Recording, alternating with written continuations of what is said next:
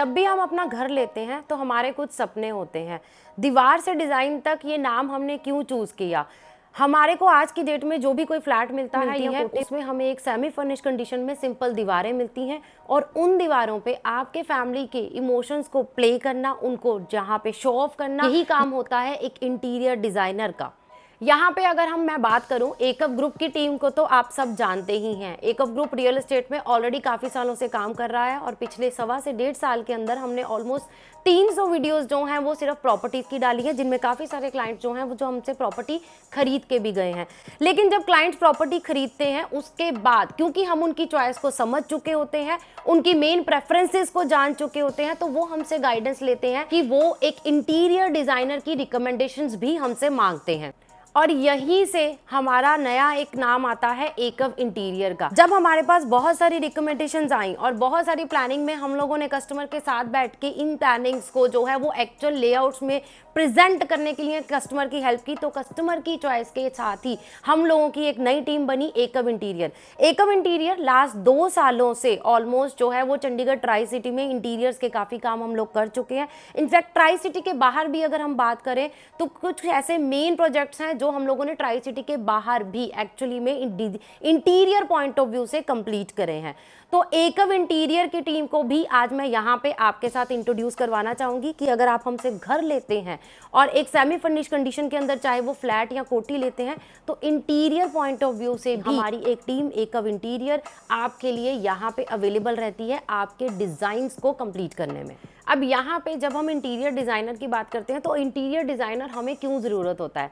हमारे सपनों का घर तो हम परचेज कर लेते हैं और उनके अंदर इंटीरियर करवाने के लिए हमारे पास मोबाइल में या तो कुछ क्लिक्स होते हैं या हमारे दिमाग में कुछ इमेजेस होती हैं, या कई बार हम किसी के घर गए होते हैं तो हमारे कुछ डिज़ाइंस जो हैं दिमाग में बैठ जाते हैं, मुझे मेरे घर में ये सब चीज़ें इस वे से चाहिए। लेकिन उस वे को उस दिमाग से या उस मोबाइल में जो डिज़ाइंस होते हैं उनको एक्चुअल लेआउट में लेके आने के लिए ही हमें एक इंटीरियर डिजाइनर की जरूरत पड़ती है। और यहां से शुरू होता है आपके घर में इंटीरियर डिजाइनर की एंट्री। अब इंटीरियर डिजाइनर की एंट्री में सबसे पहला बेसिक जो स्टेप है वो ये होता है कि आपकी फर्स्ट मीटिंग आपके इंटीरियर डिजाइनर के साथ, जिसमें आप अपनी इमेजिनेशन उसको एक्सप्लेन करते हैं और उनके वे से वो आपको जो है डिजाइन बना के देते हैं। फिर वो डिजाइन बेसिक ड्राइंग में भी हो सकते हैं, 2D या 3D पार्ट में भी हो सकते हैं।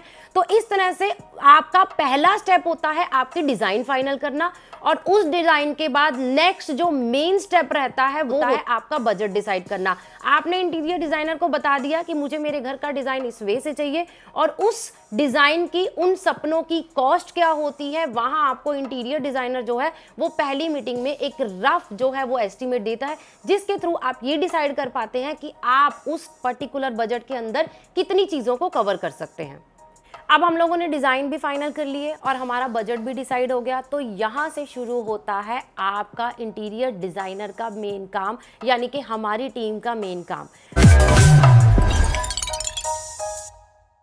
आज इस फर्स्ट स्टेज के ऊपर, इस फर्स्ट वीडियो के अंदर हम पहले 5 पॉइंट डिस्कस करने वाले हैं, यानी कि फेज 1 डिस्कस करने वाले हैं कि इंटीरियर डिजाइनर इंटीरियर से बाद आपके घर की डिलीवरी तक के बेसिक सारे पॉइंट्स को कवर करने के लिए पहले 5 स्टेप जो हैं वो आज हम इस वीडियो के अंदर कवर करने वाले हैं। जिसमें सबसे पहला पॉइंट क्या आता है, वो आता है आपके डिजाइन्स को लेआउट में लेके आना।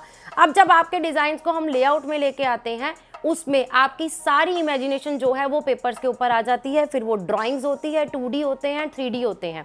पहला स्टेप हमारा ये होता है कि हमारी टीम जो है आपके हर रूम के अंदर, चाहे वो बेडरूम है, आपका किचन है, आपका ड्राइंग रूम है या आपका डाइनिंग एरिया है, उसमें उन डिज़ाइंस को पेस्ट कर देते हैं। उन डिज़ाइन का एक जो प्रिंट आउट है वो यहाँ पे हम लोग पेस्ट कर देते हैं, ताकि आपकी इमेजिनेशन आपको क्लियर हो सके कि मैंने जो डिज़ाइन बनाया है वो मेरे रूम में इस तरह का दिखने वाला है। तो ये होता है आपके इंटीरियर डिज़ाइनर का फर्स्ट स्टेप।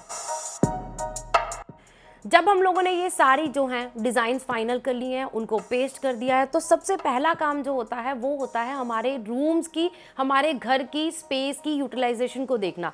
अब आपने एक डिज़ाइन बनाया है, आपने एक बेड ले लिया, 6x6 का आपका बेड हो गया। बेड के साइड पे आपके साइड टेबल जो हैं according to your room space वो कितने होने चाहिए, उनकी लेंथ हाइट कितनी होनी चाहिए वो डिसाइड करना।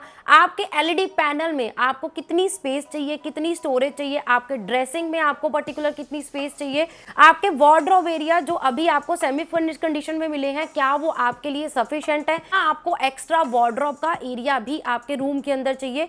तो ये सेकंड स्टेप होता है हमारा स्पेस यूटिलाइजेशन को चेक करना कि आपने जो डिजाइन बना ले हैं, क्या आपके रूम में वो बहुत ज्यादा कंजेशन तो नहीं लेके आ रहे हैं, क्या हमें वो छोटे बड़े और रूम की स्पेस के हिसाब से उनको किस तरह से मैनेज करना है। तो सेकंड स्टेप होता है, पहले स्टेप के बाद जो आपने डिजाइन चूज किए हैं, सेकंड स्टेप होता है हमारा स्पेस की यूटिलाइजेशन को चेक करना।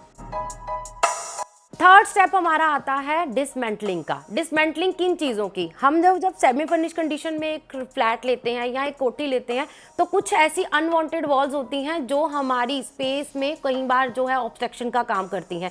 अब उस ऑब्स्टेकल्स को रिमूव करना, हमें कुछ टाइलें पसंद नहीं आ रही हैं, हमारे इंटीरियर के साथ मैच नहीं कर रही हैं, वो हम चेंज करवाना चाहते हैं। कई बार हमें कुछ कबर्ड्स एक्स्ट्रा बनाने होते हैं जिसकी वजह से हमें कुछ वॉल्स भी जो हैं वो डिसमेंटल करनी पड़ती हैं। तो ये सारा जो तोड़ फोड़ का काम होता है उसे बोलते हैं डिसमेंटलिंग। तो वो फर्स्ट स्टेज पे करना बहुत इंपॉर्टेंट होता है, ताकि जितना भी तोड़ फोड़ का काम है और उसकी वजह से जितना हमारा प्लास्टर वर्क या हमें सिविल वर्क में अगर कोई भी रिक्वायरमेंट है, पहले ही स्टेज पे हम लोग उस चीज को डिसमेंटलिंग करें और उस चीज सिविल वर्क के जितना भी काम है हमारा उसको पहले ही स्टेज पे कंप्लीट कर लें। नेक्स्ट हम पॉइंट का बात करते हैं फोर्थ पॉइंट की। फोर्थ पॉइंट आ जाता है हमारा इलेक्ट्रिकल पॉइंट्स को डिस्कस करना और एसी की पाइप्स की फिटिंग को करना।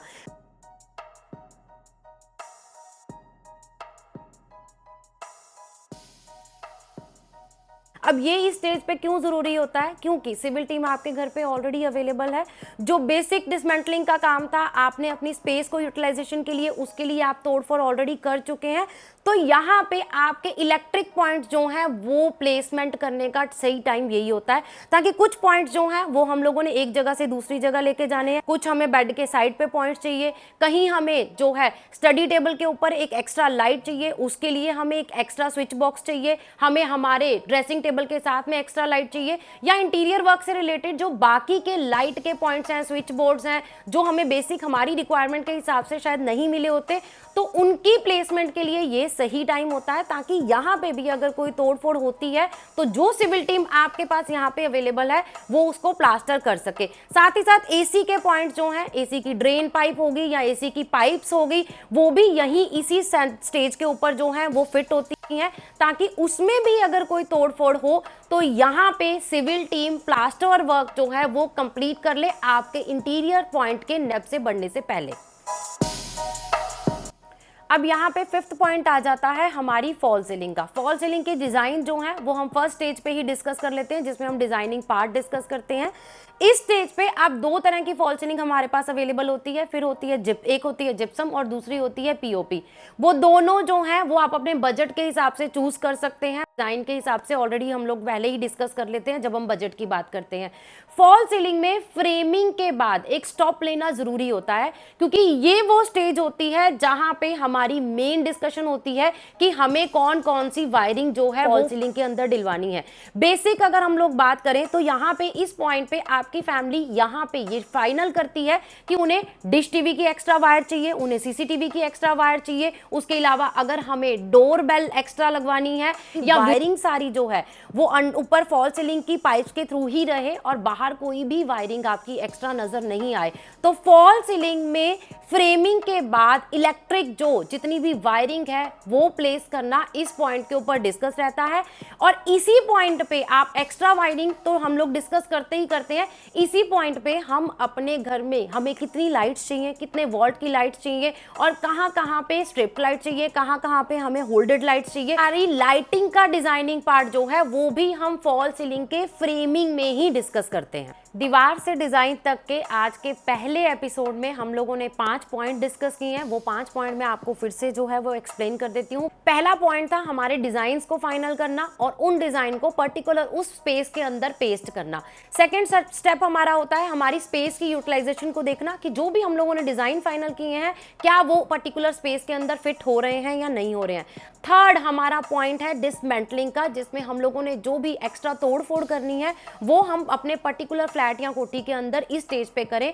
फोर्थ पॉइंट है जिसमें हम अपनी इलेक्ट्रिक पॉइंट्स और साथ ही साथ हमारी एसी की फिटिंग्स जो है वो इस स्टेज पे, इनकी पाइप की फिटिंग जो है वो इस स्टेज पे कर लें, ताकि प्लास्टर वर्क से पहले हमारा जो भी तोड़फोड़ का काम है वो कंप्लीट हो जाए। और फिफ्थ पॉइंट है हमारी फॉल सीलिंग की फ्रेमिंग में हमारे मेन इलेक्ट्रिक पॉइंट्स की जो है वो वायरिंग करनी, जिसमें हमारे सीसीटीवी कैमराज आ जाते हैं, हमारा वीडियो डोर लॉक आ जाता है, हमारे डिश टीवी की प्लेसमेंट आ जाती है, तो उसकी वायरिंग जो है वो फ्रेम पे कंप्लीट होती है। ये पहले 5 बेसिक पॉइंट जो हैं हमने अपनी आज की वीडियो में डिस्कस किए हैं। नेक्स्ट वीडियो में हम अपने नेक्स्ट 5 पॉइंट डिस्कस करेंगे, जिसमें हमारी क्रिएटिविटी आती है और जहां से मेन काम शुरू होता है हमारे इंटीरियर डिजाइनर की टीम का, जिसमें वो आपके डिजाइन्स को जो है वो एक्चुअल लेआउट में लेके आने की कोशिश करते हैं। एकअप ग्रुप के साथ साथ अब हमारे को आपने एकअप ग्रुप पे जितना प्यार दिया है, एकअप इंटीरियर की टीम को भी आपके सहयोग की इसी तरह से जरूरत रहेगी, तो वो सहयोग भी आप हमारे साथ बिल्कुल बना के रखिए। तो ऐसे ही हमारे चैनल के साथ जुड़े रहिए और आने वाली वीडियोस में आपको एकअप इंटीरियर की बहुत सारी क्रिएटिविटी जो है वो भी शो होने वाली है। तो बने रहिए एकअप ग्रुप के साथ। Thank you so much.